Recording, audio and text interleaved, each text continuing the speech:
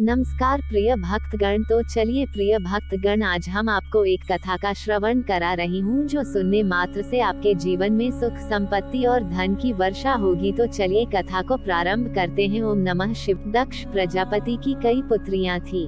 सभी पुत्रियां गुणवती थीं। फिर भी दक्ष के मन में संतोष नहीं था।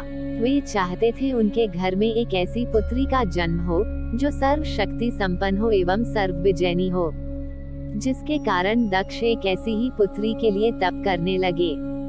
तप करते करते अधिक दिन बीत गए तो भगवती आद्या ने प्रकट होकर कहा, मैं तुम्हारे तप से प्रसन्न हूँ। तुम किस कारण वश तप कर रहे हो? दक्ष ने तप करने का कारण बताया तो माँ बोली, मैं स्वयं पुत्री रूप में तुम्हारे यहाँ जन्म धारण करूंगी। मेरा नाम होगा सती। मैं सती के रूप में जन्म लेकर अपनी लीलाओं का विस्तार करूंगी। फलतः भगवती आद्या ने सती रूप में दक्ष के यहाँ जन्म लिया। सती दक्ष की सभी पुत्रियों में सबसे अलौकिक थी। सती ने बाल्य अवस्था में ही कई ऐसे अलौकिक आश्चर्यचकित करने वाले कार्य कर दिखाए थे जिन्हें देखकर स्वयं दक्ष को भी विस्मयता होती रहती थी। जब सती विवाह योग्य हो गई तो दक्ष को उनके लिए वर की चिंता होने लगी। उन्होंने ब्रह्मा जी से इस विषय में परामर्श किया। ब्रह्मा जी ने कहा, सती आद्या का अवतार हैं। आद्या आदि शक्ति और शिव आदि पुरुष हैं। अतः सती के विवाह के लिए शिव ही योग्य और उचित वर हैं। दक्ष ने ब्रह्मा जी की बात मानकर सती का विवाह भगवान शिव के साथ कर दिया। सती कैलाश में जाकर भगवान शिव के साथ रहने लगी। भगवान शिव के दक्ष के दामाद थे, किंतु एक ऐसी घटना घटित हो गई जिसके कारण दक्ष के हृदय में भगवान शिव के प्रति बैर और विरोध भाव पैदा हो गया। एक बार देवलोक में ब्रह्मा ने धर्म के निरूपण के लिए एक सभा का आयोजन किया था। सभी बड़े बड़े देवता सभा में एकत्र हो गए थे। भगवान शिव भी इस सभा में बैठे थे। सभा मंडल में दक्ष का आगमन हुआ। दक्ष के आगमन पर सभी देवता उठकर खड़े हो गए, पर भगवान शिव खड़े नहीं हुए। उन्होंने दक्ष को प्रणाम भी नहीं किया। फलतः दक्ष ने अपमान का अनुभव किया। केवल यही नहीं, उनके हृदय में भगवान शिव के प्रति ईर्ष्या की आग जल उठी। वे उनसे बदला लेने के लिए समय और अवसर की प्रतीक्षा करने लगे। एक बार सती और शिव कैलाश पर्वत पर बैठे हुए परस्पर वार्तालाप कर रहे थे। उसी समय आकाश मार्ग से कई विमान कनखल की ओर जाते हुए दिखाई पड़े। सती ने उन विमानों को देखकर भगवान शिव से पूछा, प्रभु, ये सभी विमान किसके हैं और कहाँ जा रहे हैं? भगवान शंकर ने उत्तर दिया, आपके पिता ने बहुत बड़े यज्ञ का आयोजन किया है। समस्त देवता और देवांगनाएं इन विमानों में बैठकर उसी यज्ञ में सम्मिलित होने के लिए जा रहे हैं। इस पर सती ने दूसरा प्रश्न किया, क्या मेरे पिता ने आपको यज्ञ में सम्मिलित होने के लिए नहीं बुलाया? भगवान शंकर ने उत्तर दिया, आपके पिता मुझसे बैर रखते हैं, फिर वे मुझे क्यों बुलाने लगे?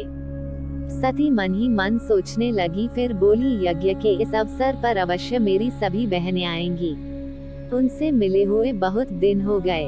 यदि आपकी अनुमति हो तो मैं भी अपने पिता के घर जाना चाहती हूँ। यज्ञ में सम्मिलित हो लूंगी और बहनों से भी मिलने का सुअवसर मिलेगा।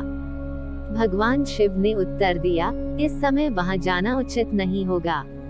आपके पिता मुझसे जलते हैं, हो सकता है वे आपका भी अपमान करें। बिना बुलाए किसी के घर जाना उचित नहीं होता है। इस पर सती ने प्रश्न किया, ऐसा क्यों? भगवान शिव ने उत्तर दिया, विवाहिता लड़की को बिना बुलाए पिता के घर नहीं जाना चाहिए, क्योंकि विवाह हो जाने पर लड़की अपने पति की हो जाती है। पिता के घर से उसका संबंध टूट जाता है। लेकिन सती पीहर जाने के लिए हठ करती रही, अपनी बात बार बार दोहराती रही।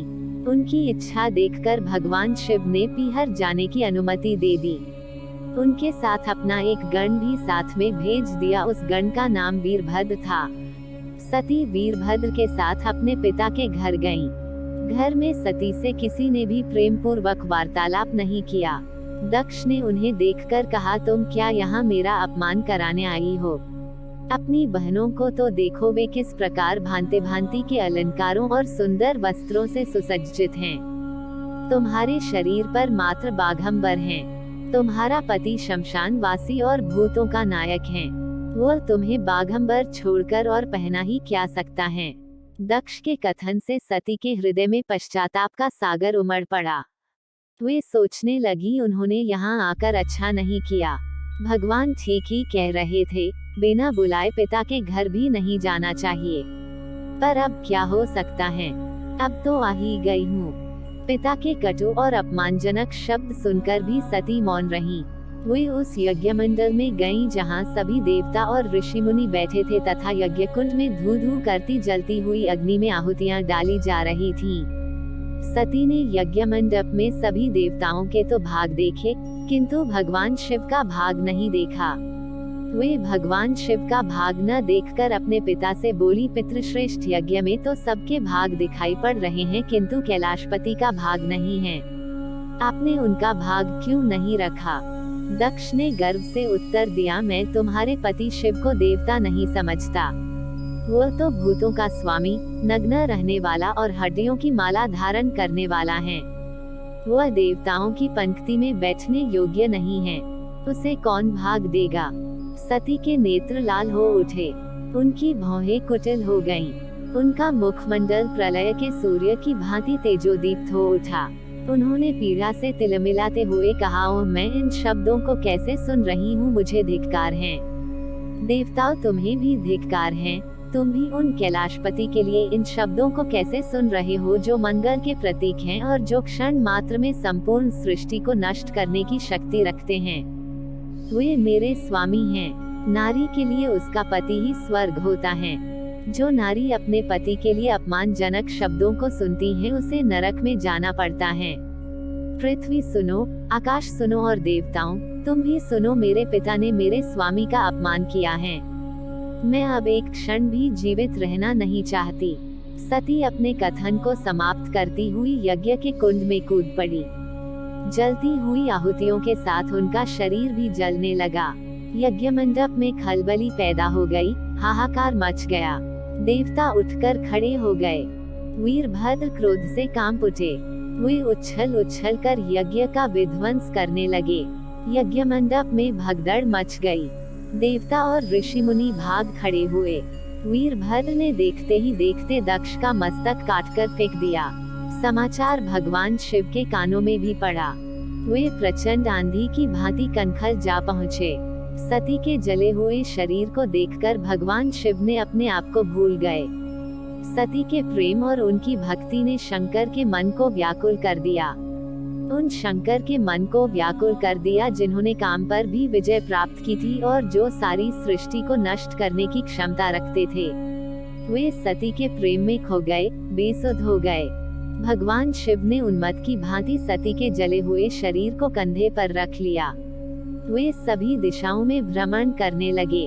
शिव और सती के इस अलौकिक प्रेम को देखकर पृथ्वी रुक गई, हवा रुक गई, जल का प्रवाह ठहर गया और रुक गईं देवताओं की सांसें।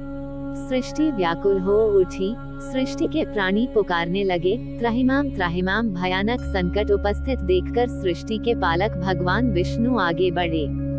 वे भगवान शिव की बेसुधी में अपने चक्र से सती के एक एक अंग को काट काट कर गिराने लगे। धरती पर 51 स्थानों में सती के अंग कट कट कर गिरे।